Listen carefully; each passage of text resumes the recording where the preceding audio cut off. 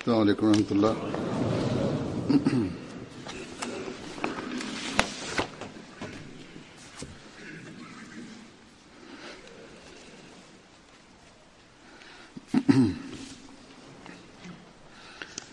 अशहदु अल्ला इलाहा इल्लल्लाह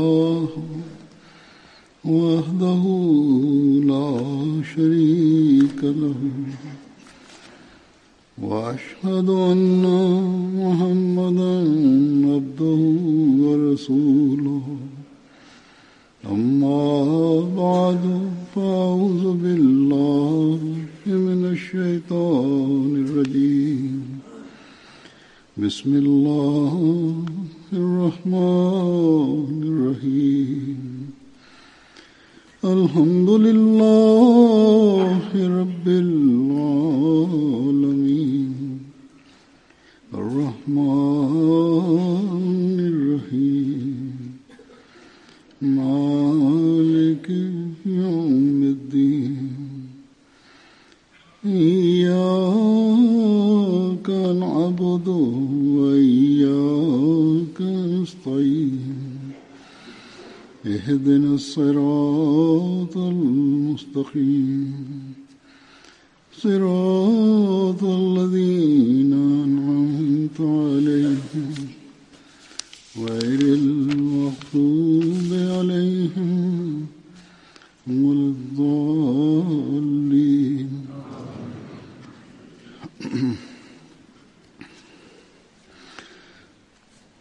दो दिन पहले İki gün oldun cemaatin eski hizmetçisi Mirza Khurşid Ahmet sahib vefat etti. İnna lillahi ve inna ileyhi raciun. Allah Teala o kişiga Hazret Mesih Maud aleyhisselam bilan ruhani hamda cismani ikkala rişta e'zazine ata etganidi. Allah Teala kanunaga muvafık kimda kim bu dunyoga kelgan bo'lsa u bu dunyo bilan bir kuni vidolashadi ham. Har bir narsa fani bo'lib doim qoladigan zot faqat Alloh taoladir.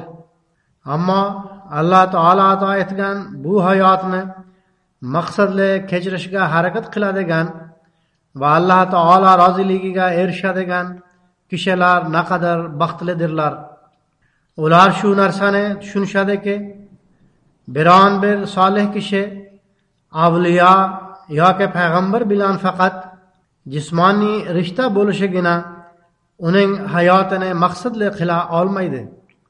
Na Alloh taolo roziligiga erishtiruvchi bo'la oladi, balki insonning o'z amali va xatti harakati uni Alloh taolaning roziligiga erishtiradi.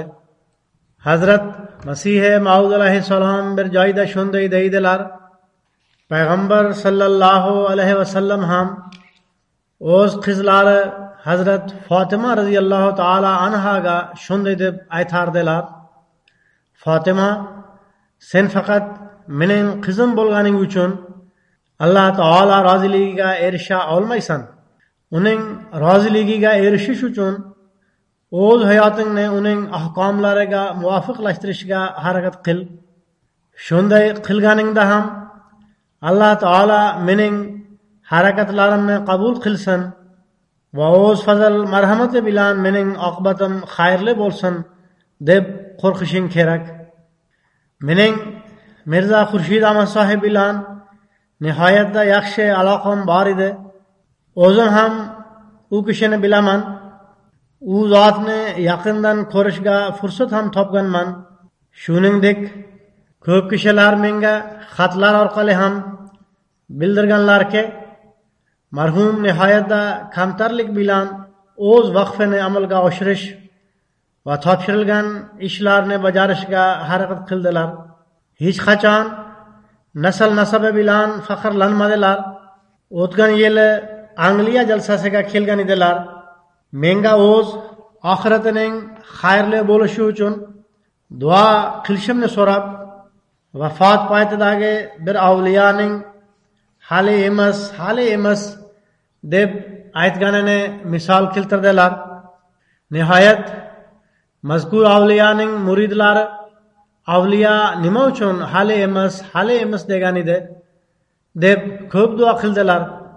Bir kuni bir murid tushida o'sha avliyoni ko'radi.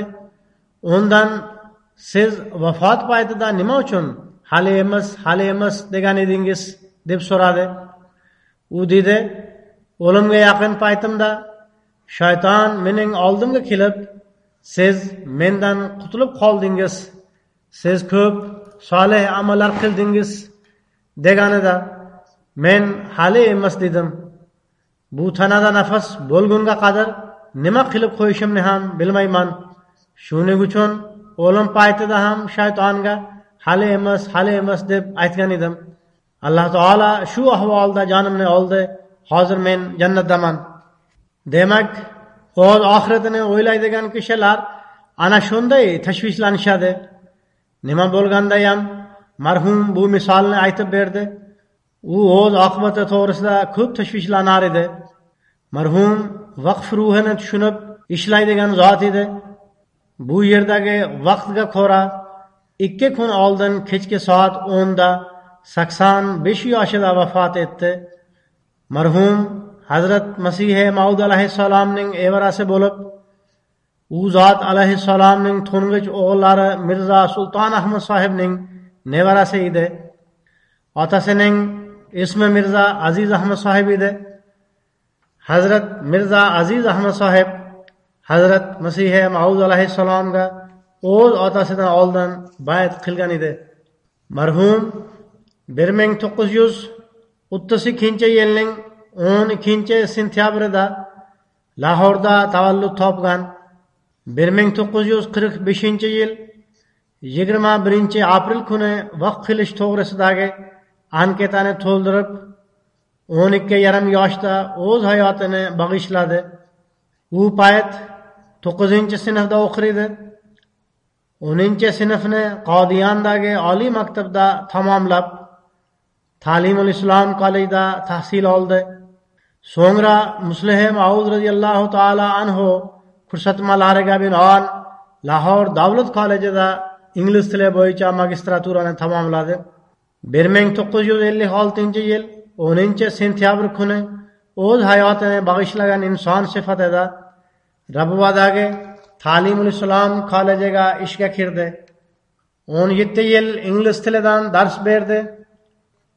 O'z ma'ruzasini nihoyatda mehnat bilan tayyorlar edi. Men ham u kishidan saboq olganman. Ko'p shogirdlari menga u kishi mehnat qilib ma'ruza tayyorlab kelar va qunt bilan dars o'tar edi deb yozganlar. O'z fani bo'yicha mohir edi. Shuning uchun talabalar uni yoqtirar edi. 1964-yili ingliz tili fonetikasi kursi uchun Angliya konsulati tomonidan 1 yillik malaka oshirish dasturi bo'yicha Angliyadagi Leeds nomli universitetda tahsil oldi. Uning ba'zi xizmatlarini taqdim etaman. 1974-yildagi favqulodda vaziyatda Mirza Xurshid Ahmad sohib 3-xalifa rahimahulloh taolaga ko'maklashgan. Ya'ni u zotga xizmat qilish uchun 2-3 oy to'liq vaqt huzur idorasida bo'ldilar. 1962-yili Hazrat Muslih Maud radhiyallohu ta'ala anhuning farmoniga binoan yetim va miskin bolalarga qarab turish va ularning ta'lim tarbiyasi uchun Darul Iqoma An-Nusrat nomli muassasa tashkil etildi. So'ngra 3-xalifa rahimahulloh taolo unga talabalarga ko'maklashish degan nom berdilar. Marhum bu bo'limda 1978-yildan 1983-yilning iyul oyigacha nazoratchi bo'lib ishladi. Shundan keyin bu ish nazorati ta'limga topshirildi. 1973-yilning 30-aprel kuni marhum xizmati darveysha bo'limining noziri etib tayinlandi. 1976-yilning 1-maydan boshlab 1988-yilgacha nozir olaning yordamchisi bo'lib xizmat qildi. Turli xil qo'mitalarning a'zosi sifatida ham xizmat qilish imkoniga ega bo'lgan. 1988-yilning oktyabr oyidan boshlab 1991-yilning sentyabr oyigacha umumiy ishlar noziri bo'lib ishlagan. 1992-yil avgust oyidan boshlab 2003-yilning may oyigacha tashqi ishlar bo'yicha nozir bo'lib xizmat qildi. So'ngra men xalifa bo'lganimdan keyin uni nozir ola va mahalliy amir etib tayinladim. Marhum bu mas'uliyatni nihoyatda go'zal uslubda amalga oshirib turdi. Taxminan 13 yil fatvolar qo'mitasining a'zosi, 12-13 yil Darul Qazo kengashining a'zosi ham bo'lgan. 1973-yili Alloh taolo unga haj qilishni ham nasib etdi. Uning nikohini 1955-yilning 26-dekabr kuni ikkinchi xalifa raziyallohu taolo anhu o'qigan edilar. O'sha payt ikkinchi xalifa raziyallohu taolo anhu 5-6 ta nikohni o'qiganlar. Ikkinchi xalifa raziyallohu taolo anhu nikoh xutbasida marhum to'g'risida shunday dedilar: bu yigit bizning oilamizdan bo'lib o'z hayotini bag'ishlagan. Alloh taolo Mirza Aziz Ahmad sohibning o'z o'g'liga oliy ta'lim olish imkonini berdi. Bu bola magistraturada tahsil olmoqda. Magistraturani hali tamomlamagan. Ingliz tili magistraturasi bo'yicha imtihon topshirmoqda. Uni nihoyatda zehni o'tkir deb aytishadi. Niyatim borki, u tahsilni olgach kollejda professor bo'lib ishlasin va boshqalar bilan birgalikda tarjimonlik ishini ham qiladi. Alloh taolo unga 6 o'g'il ato etgan. 4 o'g'li o'z hayotlarini bag'ishlagan. Ikkitasi shifokor, biri PhD qilib nazorati ta'limda ta'lim nozirining o'rinbosari bo'lib ishlamoqda. Shuningdek, bittasi qonun ishlari bo'yicha maslahatchi idorasida o'rinbosar bo'lib xizmat qilmoqda. U huquqshunoslik fakultetini tamomlagan. Marhum ichki uyushmalarda ham turli lavozimlarda ishlagan. 2000-yildan 2003-yilgacha Pokistondagi Ansorlarning prezidenti bo'lib faoliyat yuritdi. Uning bir o'g'li doktor Mirza Sulton Ahmad yozadi: bu kishi ikkinchi xalifa raziyallohu taolo anhuni nihoyatda qattiq sevar edi. Bir necha yil muqaddam yurak xastaligi boshlangan. Balki bu xastalik ko'pdan beri bor edi. Biroq sekin asta kuchayib ketdi. Marhum Okada shahriga borgan edi. Yurak xastaligi kuchayganini bilib, doktor Nuri sohib bilan birga uni olib kelgani yo'lga chiqsin. Biz ketayotganda u kishi bilan yo'lda uchrashib qoldik. Mirza Xurshid sohib shunday dedi: men to'liq safar mobaynida duo qilib turdimki, men Rabbuga yetib boray va ikkinchi xalifa raziyallohu taolo anhuning xoki poylarida jonim chiqsin. Ya'ni u zot raziyallohu taolo anhu obod qilgan shaharda jonim chiqsin. Ikkinchi xalifa raziyallohu taolo anhuni qattiq sevardilar. O'g'li Mirza Sulton Ahmad yana yozadi: xastaligi mobaynida bir kuni tengsizlangan holda uyg'onib o'tirib olgach shunday dedilar: hozir men bir uzun tush ko'rdim. Ba'zi odamlar ikkinchi xalifa raziyallohu taolo anhuga e'tiroz bildirishmoqda. Kishilar esa javob qaytarmayaptilar. Shu sababdan marhum nima uchun odamlar javob qaytarmayaptilar deb nihoyatda tashvishlanayotgan edi. Ana shu notinchlik tufayli yana uxlamadilar. Ko'pincha muxoliflar ikkinchi xalifaga nisbatan ko'proq gina qudrat saqlaydilar. Balki Masih Maud alayhissalomga nisbatan ham ko'proq edi deb aytardilar. Zero dushmanlarning o'y fikricha ikkinchi xalifa jamoat tizimini mustahkamlaganlar. O'zi bu o'y fikr ham to'g'ridir. Muxoliflarning fikricha, agar u zot radhiyallohu ta'ala anhu jamoat tizimini tuzmaganlarida jamoat yo'q bo'lib ketar edi. Bu jamoat Alloh taolanikidir. U albatta doim qoyim bo'lib turishi kerak edi.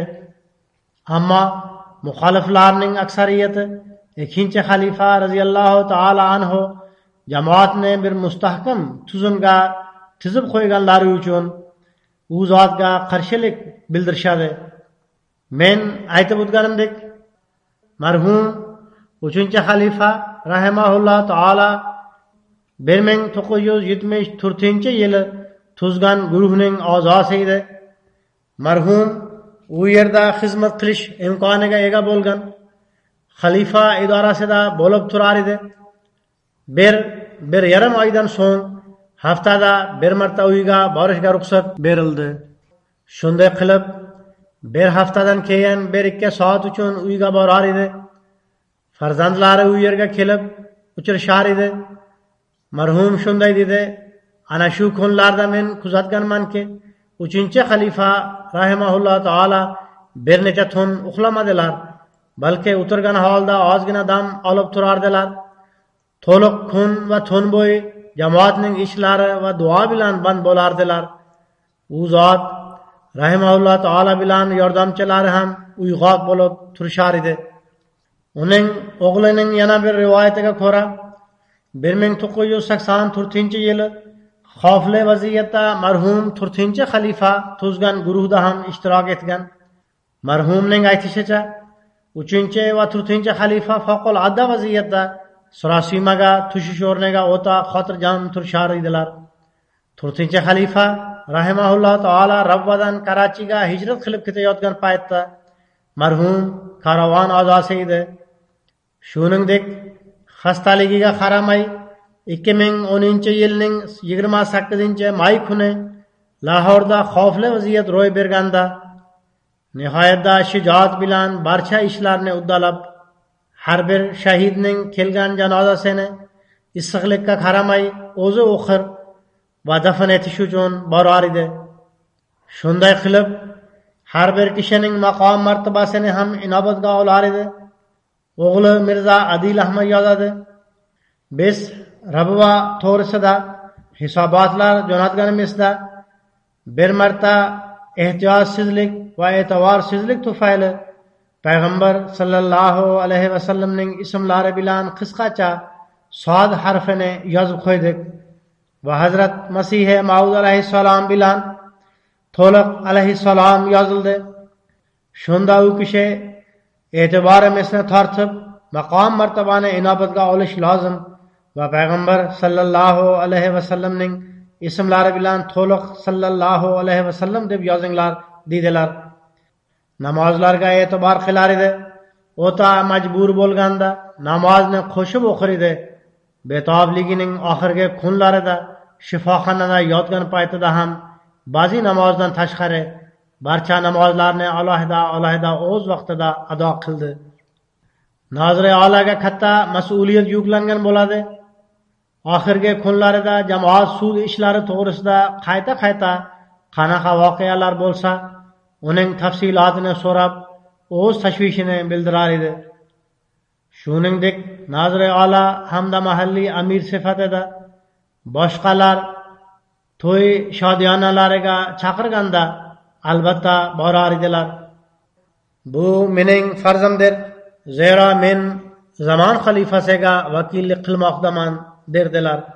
Shuningdek, ta'ziya marosimlari munosabati bilan ham odamlar uyiga borardilar.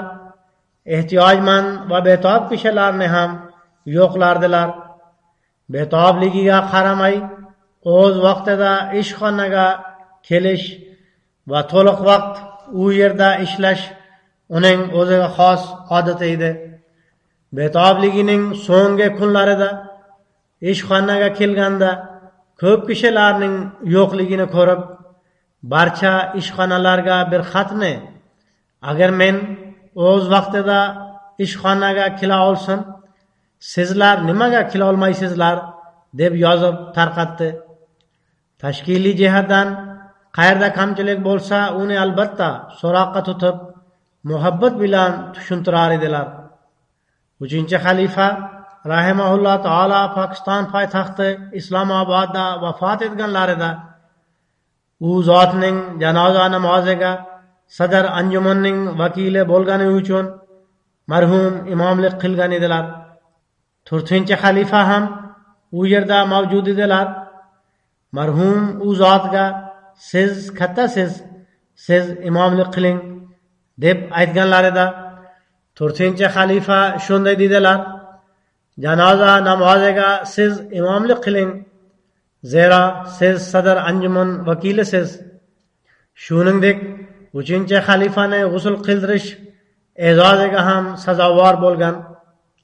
Mirza G'ulom Ahmad sohib yozadi: 74-yildagi vaziyatda 2-3 oy bu kishi u yerda yashagan. Vaziyat yaxshilanganda 3-xalifa siz uyga ketavering dedilar. Biroq har kuni ertalab nonushta paytida ba'zi ishlarni borib qilar edi. Har kuni hisobotlarni berib, keyingi kun uchun ko'rsatmalar olar edilar. Yana Mirza G'ulom Ahmad sohib yozadi: 3-xalifa rahimahulloh taolaning vafotlaridan so'ng 4-xalifa rahimahulloh taolo saylangach 2 kundan keyin alayhissalom yozuvi bor uzuk yo'qolib qoldi. 4-xalifa rahimahulloh taolo Mirza Xurshid Ahmad sohibni chaqirib, bu menga vafodor va har bir xalifaga vafodor dedilar. Yana unga dedilar: uzuk yo'qolib qoldi, siz izlab ko'ring. Alloh taolaning fazl marhamati bilan shundan so'ng uzuk topildi ham. O'tgan yili Mirza Xurshid Ahmad sohibning zavjasi ham vafot etdi. Marhum ham qattiq xastalanib qoldi. Yurak xastaligi o'zi oldindan bor edi. Men uni jalsaga chaqirsam, ehtimol men safar qila olmasman dedi. Biroq so'ngra Londonga keldilar. Bu yerda kelganda sog'ligi ham yaxshilandi. Vaqtlarini nihoyatda halovatli o'tkazdilar. Har kuni kechki payt men bilan uchrashgani kelardilar. Bu yerdagi ob-havoni inobatga olmay, qancha vaqt istiqomat qilgan bo'lsalar, har kuni muntazam men bilan uchrashgani kelardilar. Hazrat Masih Maud alayhissalomning kenja qizi Navob Amtal Hafiz begim sohibning qizi, Lahordagi Lajnai Mo'allaning prezidenti Foziya Shamim xonim shunday yozadi: marhum nazri ola etib tayinlangandan so'ng uning fazilatlari nihoyatda yorqinlashdi. Nihoyatda kamtarin, dinga xizmat qiluvchi kishi edi. Men jamoat ishlari yuzasidan unga ko'p marotaba qo'ng'iroq qilganman. Agar u kishi biror majlisda bo'lganda ham o'zi menga telefonga chiqar edi. Ko'p marotaba shunday bo'lganki, Maryam nomidagi to'y jamg'armasiga ariza tushganda va ular tomonidan mablag' talab qilinganda men u kishiga telefon qilib o'z majburiyatimizni aytib yordam bera olmaganimiz uchun kechirim so'rar edim. Marhum nihoyatda sabr bardosh bilan so'zimni eshitib, amir sohibdan mablag' oling yoki o'zingiz berib qo'ying, men keyinchalik mablag'ni jo'natib qo'yaman derdilar. Nihoyatda hamdard kishi edi. Men u kishidek hamdard kishini ko'rmaganman. Bir marta qishloqdagi bir qizimiz biroz sinovga duch keldi. Qiz yo'ldan ozib ketayotgan edi.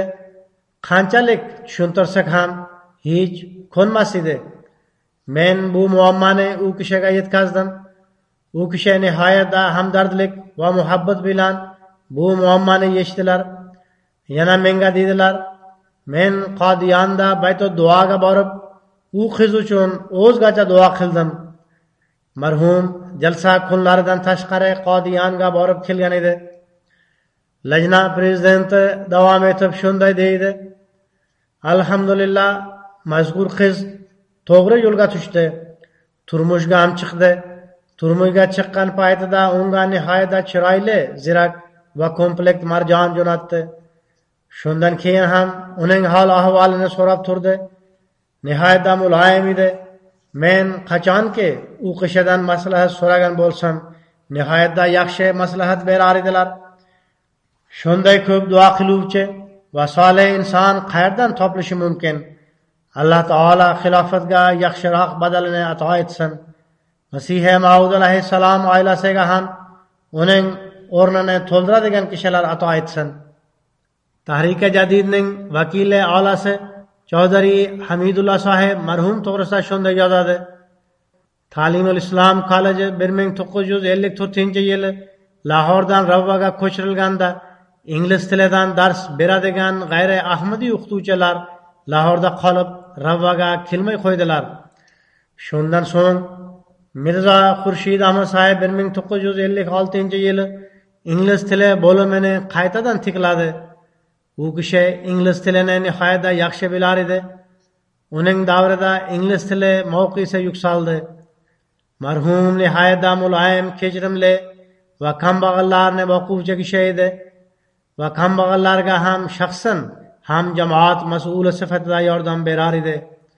Chaudhary sohib yana davom etib yozadi. Kollej davrida Xuddamul Ahmadiyya va Ansorullah hamda Qodiyondagi jalsa salonalarda barcha tashkiliy ishlar bo'yicha menga yordam berar edi. Odamlarning qayg'u va shodiyona marosimlariga qatnashar edi. To'y bo'ladimi yoki o'lim, albatta yetib borar edi. Bir marta jalsa salona idorasida ishlaydigan bir eski ishchi vafot etdi. Mirzo Xurshid Ahmad sohibga xabar yetib bormagani uchun nihoyatda afsuslandi. Nazorati uliyadagi bir ishchi Tufayl sohib shunday deydi. Marhum ko'p fazilatlarga ega edi. Ularni bayon etish qiyin.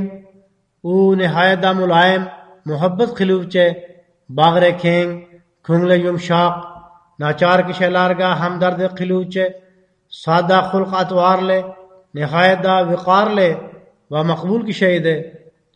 Men taxminan 10 yil uning qo'l ostida ishlaganman. Men marhumning biror sababli noroziligi yoki g'azabini bildirganini hech esla olmayman.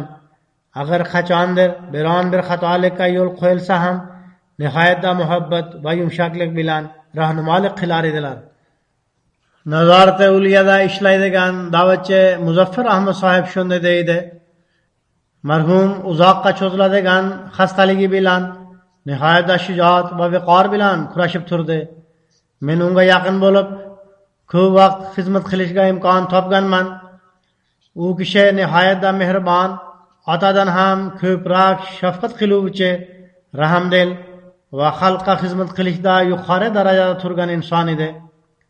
Men ko'p marta shu narsani kuzatdimki, biron bir ehtiyojmand u kishi oldiga kelib uchrashganda marhum unga oziq-ovqat, qarovat, televizor, ko'rpa to'shak yoki mablag' berishga ruxsat etar edi.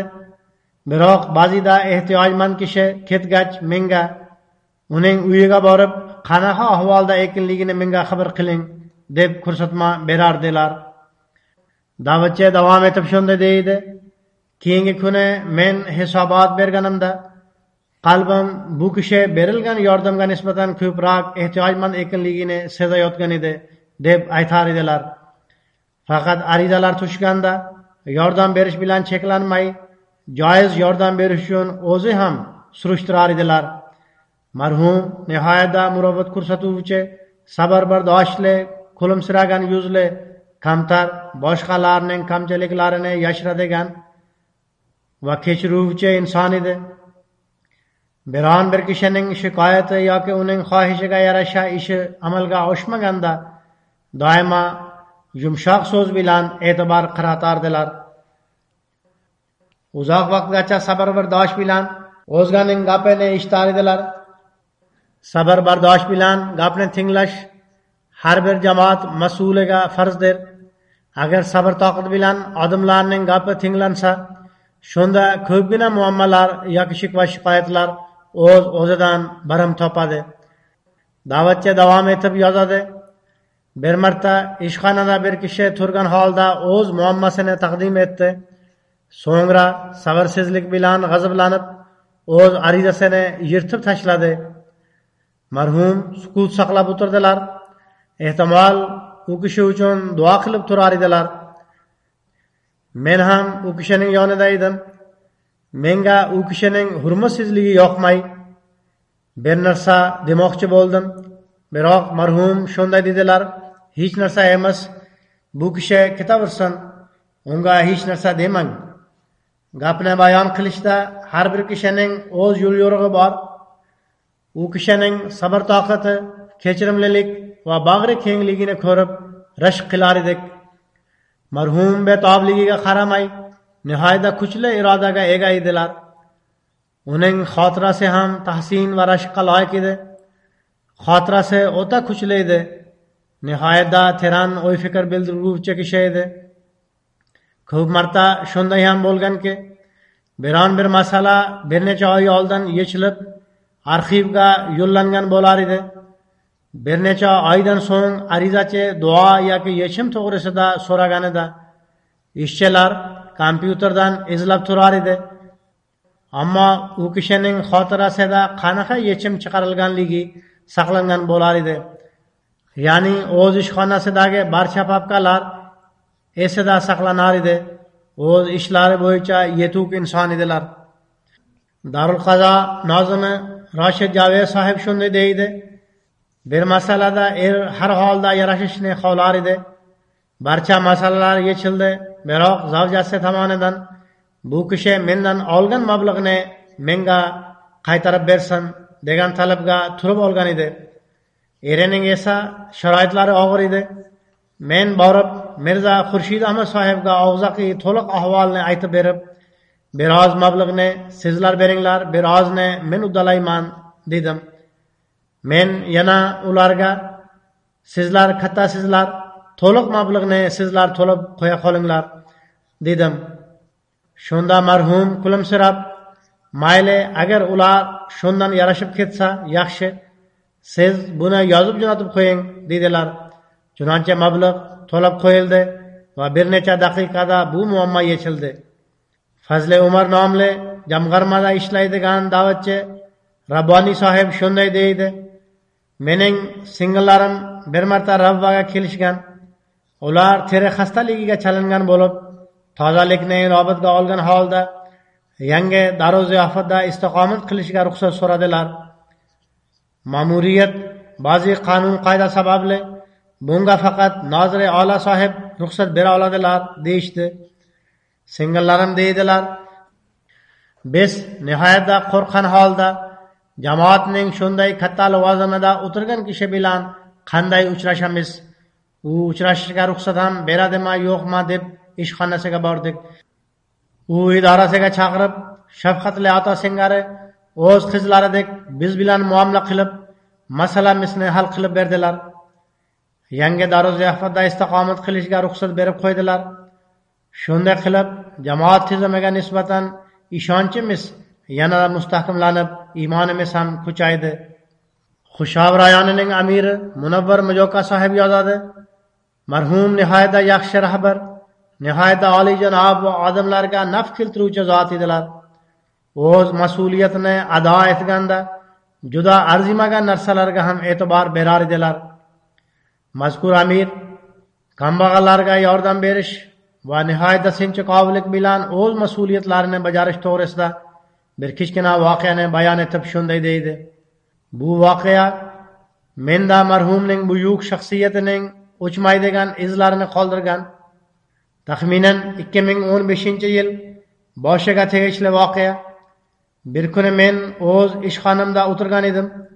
Xushob rayonidan ikkita kambag'al ayol mening oldimga kelib shunday deydilar: bizni sizga Noziri Ola sohib jo'natdilar. Yordam uchun bo'lgan arizamizga rayon amirining tasdiqlash imzosi lozim. Siz imzo qo'yib bering. Men bu ayollardan ahvollarini surishtirgach, ularni markazga yubormay, biz rayon miqyosida ularga yordam beramiz deb qaror chiqardim. Men ular ikkalasini rayonimizdagi umumiy ishlar bo'yicha kotibga yuborib qo'ydim. Ularga yordam ham berildi. Keyingi kuni men o'z ishxonamda o'tirganimda Mirza Xurshid Ahmad sohib to'g'ridan to'g'ri menga qo'ng'iroq qilib shunday dedilar: men kecha ikki kambag'al ayolning arizasini tasdiqlash uchun sizning oldingizga yuborgan edim. Bu ayollar bugun ham yordam olish uchun kelganlari yo'q. Men xavotirlanyapman. Ehtimol siz ularni qaytarib yuborgandirsiz. Siz ularning arizasini tasdiqlab menga jo'natib qo'ying, toki ularga o'z vaqtida yordam berilsin. Men ularga dedim: biz rayon miqyosida ularga yordam berganimiz uchun sizlarning oldingizga jo'natmadim. Bu kichkina voqeadan marhumning kambag'allarga yordam berishi, xalqqa xizmat qilishi va kichkina narsalarni ham inobatga olishi ko'zga tashlanadi. Bu buyuk ishi uchun arzimaydigan narsa. Bu his, ya'ni qanday ishlash kerak, bu bizning har bir mas'ulda shakllanishi kerak. Faqat ish uchun yubormay, kelgan har bir arizaga u amalga oshmaguncha va shikoyat qiluvchi kishining shikoyati barham topmaguncha yoki qandaydir muammo bo'lsa, u hal bo'lmaguncha unga qarab turish kerak. Birovning muammosidan qochmay, uni hal qilish lozim. Agar bu xulq-atvor har bir mas'ulda paydo bo'lib qolsa, aytib o'tganimdek ko'pgina muammolarimiz barham topishi mumkin. Hofiz Muzaffar Ahmad sohib shunday deydilar: men tirik guvohmanki, Hazrat Mirza Xurshid Ahmad sohib xilofatga nisbatan muhabbat va o'z vafodorligini isbotlab, o'ziga topshirilgan mas'uliyatlar haqqini shunday ado qilib ko'rsatdilarki, hayotining oxirgi nafasigacha Masihi Maud alayhissalom xalifasiga itoat hamda o'z hayotini bag'ishlash ahdida kamchilik yuz berishga yo'l qo'ymadilar. Alloh taolo va bandalarning haq-huquqlarini ado etish uchun to'liq hayotini sarfladilar. Marhum jamoatdagi katta lavozimga ega bo'lishiga qaramay, nihoyatda xoksar, kamtar, go'zal axloq egasi va talabchan rahbar edilar. Shuningdek, Hofiz Muzaffar Ahmad sohib yozadi: namozlarni jamoat bilan o'qishda marhum bir go'zal namuna edilar. Ansarullah prezidenti bo'lgan payt har bir majlisda namozni ado etish va jamoat bilan namoz o'qishga e'tiborni tortar edilar. Yana o'zi aytar edilar: sizlar ham bu kishi faqat bitta gapda turib oldi deysizlar. Biroq men nima qilay? Qachonki bu narsaga e'tiborlaringizni qaratmasam, menga topshirilgan mas'uliyatning haqqi ado etilmaydi. Qayta eslatish menga farz. Mas'ullar ham jamoat bilan namoz o'qishlari kerak. Jamoat bilan namoz o'qish bir yoqda tursin, ba'zi kishilar namozlarni qoldirib ham qo'yishadi. Shunday qilib, ob-havoni issiq yoki sovuqligiga qaramay, o'z vaqtida ishxonaga kelish va qaytish umr bo'yi u kishining odati bo'lgan. Nazorati uliya idorasidagi bir ishchi Muhammad Anvar sohib yozadi: u kishining shafqatlari, mehribonliklari va muhabbatlarini unutish qiyin. Keksaligi va xastaligiga qaramay, o'z vaqtida ishxonaga tashrif buyurib, ishxonadagi ishlar bilan band bo'lar edilar. O'z jonidan din xizmatini ustun tutar edilar. O'limdan oldin 1-yanvar kuni idoraga tashrif buyurdilar. Nafas olishda qiyinchilik sezilayotgan edi. Biroq marhum nihoyatda sabr toqat bilan bu qiyinchilikni yashirishga harakat qilayotgan edilar. Marhum dedilar: bugun mening ahvolim yaxshi emas. To'liq vaqt ishxonada o'tira olmayman. Ertaroq uyga ketib qolaman. Shuning uchun imzolash kerak bo'lgan barcha ish qog'ozlarini olib keling. mazkur ishcha deydi, men marhumning ko'rsatmasiga binoan ish qog'ozlarini darhol u kishiga taqdim etdim. Vasiyat idorasiga tegishli ba'zi ish qog'ozlariga imzo qo'yib, qolgan ish qog'ozlariga keyinchalik imzolatib olamiz. Bugun tobingiz yaxshi emas deb aytganimda marhum dedilar, barcha ish qog'ozlarini imzolatib oling, hech narsa emas. Shundan so'ng zarur bo'lgan ko'rsatmalarni berib, ba'zi nozir va boshliqlar bilan uchrashgach, uyga ketib qoldilar. Shunday qilib, marhum o'z amali orqali dinga qanday xizmat qilish kerak va vaqfning ruhi qanaqa bo'lishini tushuntirib qo'ydilar.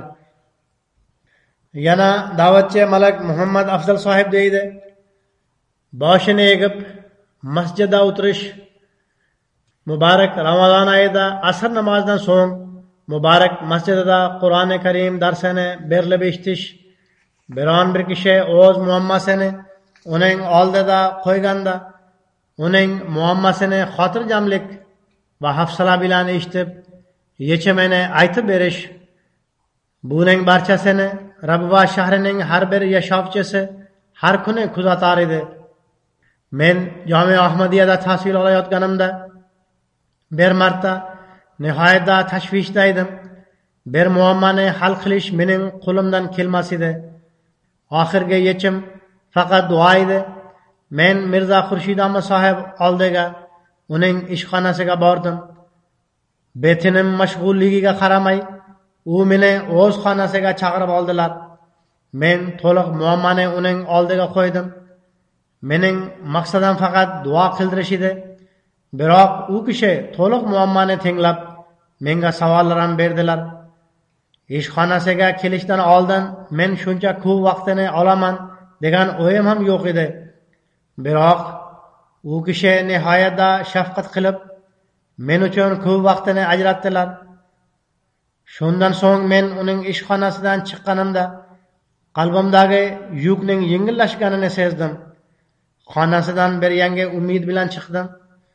O'zgalarda shunday xotirjamlik paydo qilish har bir mas'ulning ishidir. Da'vatchi yana davom etib yozadi. Yumshoq ko'ngilli, shafqat qiluvchi, farishta sifat inson edilar. Bir do'st menga o'z voqeasini shunday aytib berdi. Men yoshligimdan motosikl haydashni o'rganayotgan edim. Men Mirza Xurshid Ahmad sohibning uy bog'chasi atrofidagi devor gul bilan to'qnashdim. Tasodifan o'sha payt marhum o'zi gullarga suv berayotgan edilar. Men hayajonlandim va nihoyatda xijolat bo'ldim. Birinchidan xatolikka yo'l qo'ygan edim. Ikkinchidan yoshim voyaga yetmay haydashni o'rganayotgan edim. Marhumning o'rnida agar boshqa kishi bo'lganda edi, u qattiq so'kishi mumkin edi. Zero bog'chasi ham zarar ko'rgan edi.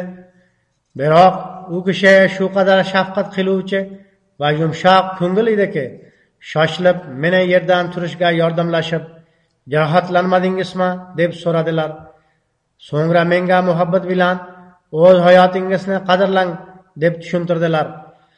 Shuningdek, marhum da'vatchilar va o'z hayotini bag'ishlaganlar bilan nihoyatda muloyim va mehr muhabbat muomalasini qilar edilar.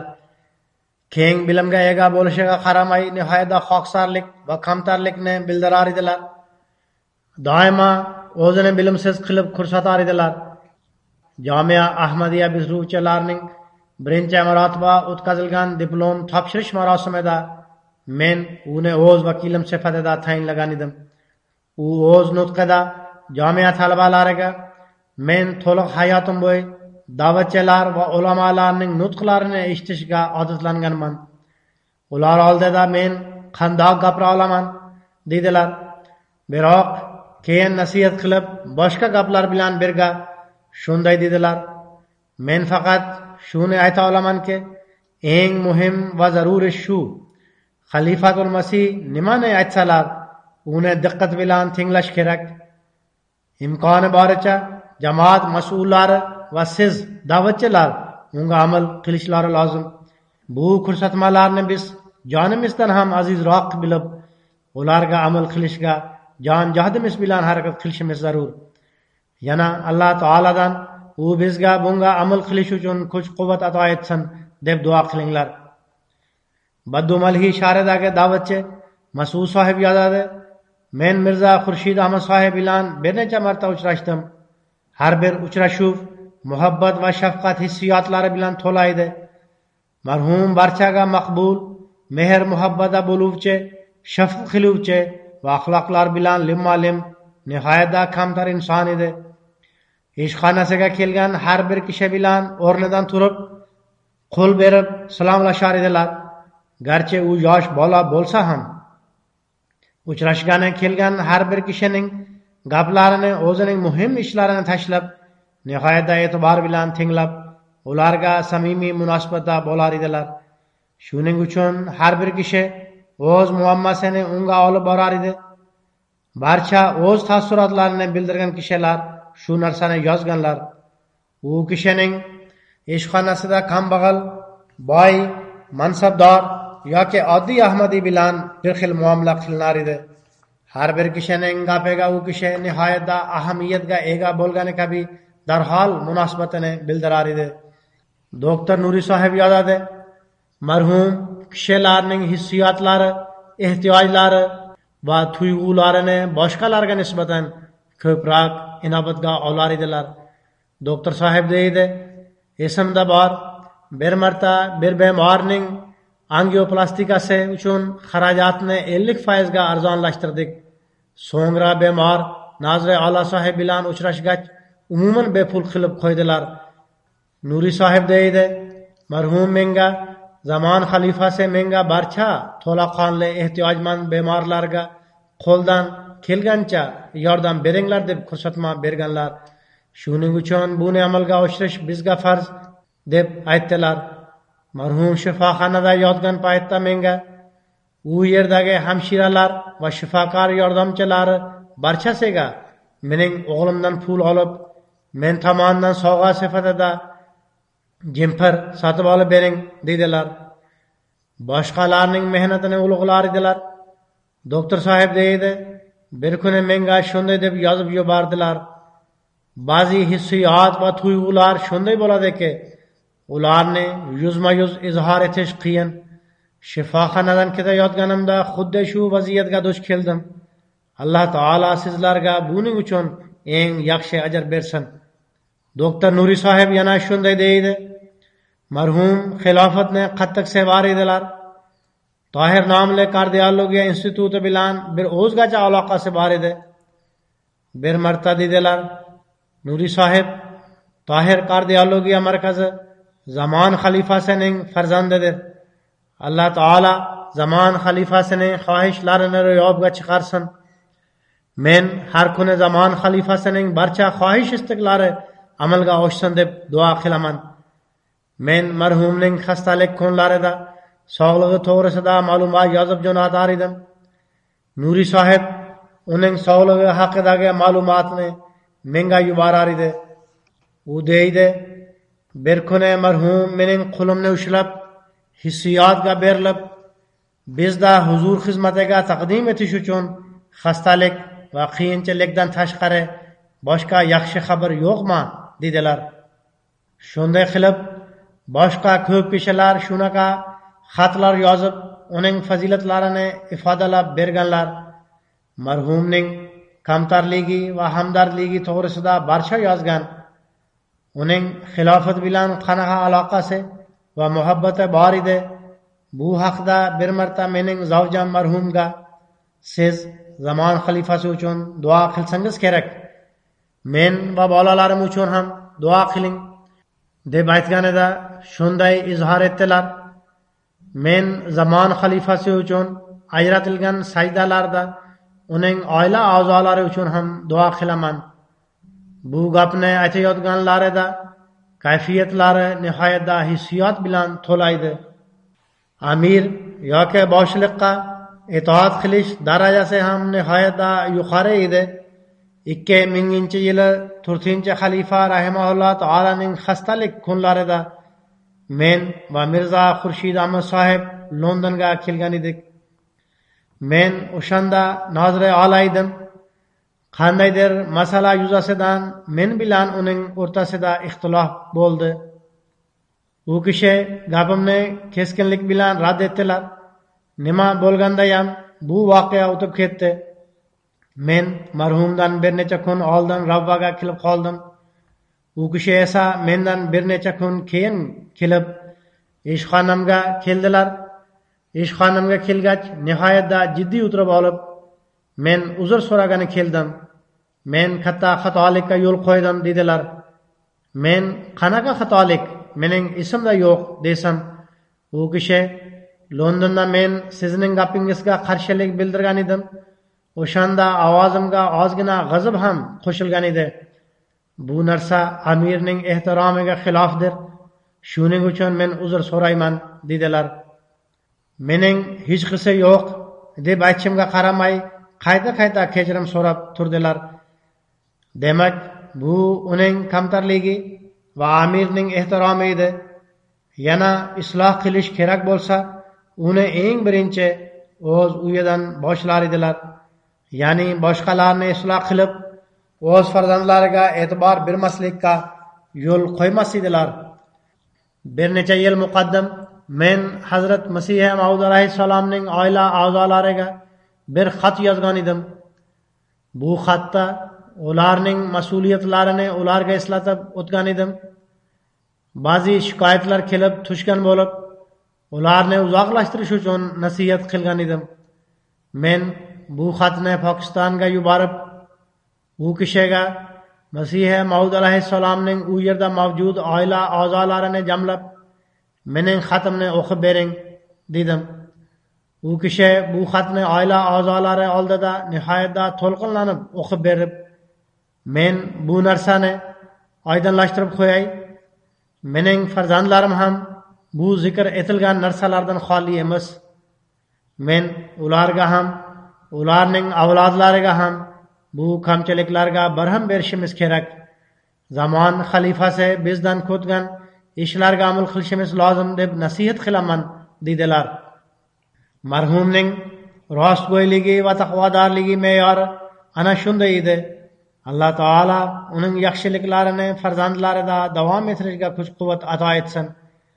Alloh taolo Ahmadiyya jamoati hamda Ahmadiyya xilofatiga vafodor, ixlosli va taqvo yo'lidan yuradigan yordamchilar ato etsin. 3-xalifa rahimahulloh taolaning to'ng'ich o'g'li Mirza Anas Ahmad sohib u kishi to'g'risida menga shunday deb yozdilar. Birodarim Mirza Xurshid Ahmad sohib umr bo'yi xilofat poy qadamlarida o'tirib, oxirgi vaqtigacha jamoatga xizmat qilib turdilar. Alloh taolo uning darajalarini yuksaltirsin, qilgan xizmatlarini qabul qilsin va sanoqsiz fazl marhamat soyasi ostida saqlab tursin. U kishi o'z haqqini ado etdi. Bu kishi haqiqatni yozdi. Albatta marhum o'z haqqini ado etdi. Alloh taolo biz barchamizga ham o'z haqqimizni ado etish va amalga oshirishga kuch-quvvat ato etsin. Namozlardan so'ng men marhumning g'oybona janoza namoziga imomlik qilaman inshaalloh.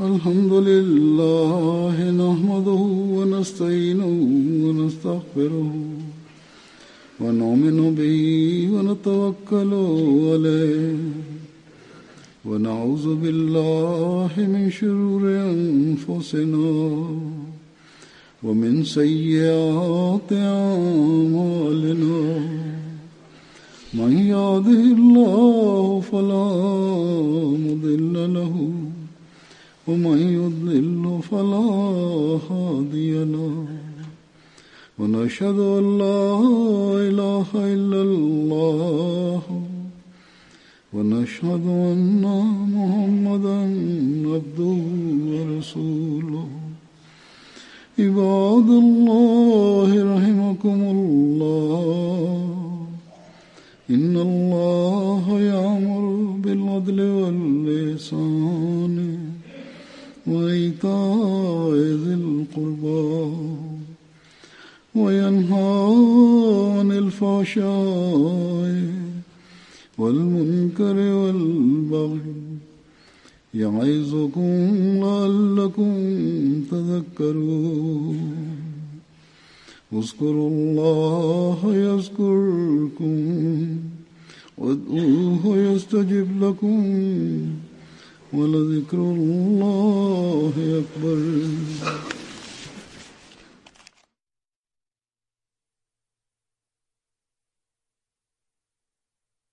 اللهم صل على محمد وعلى آل محمد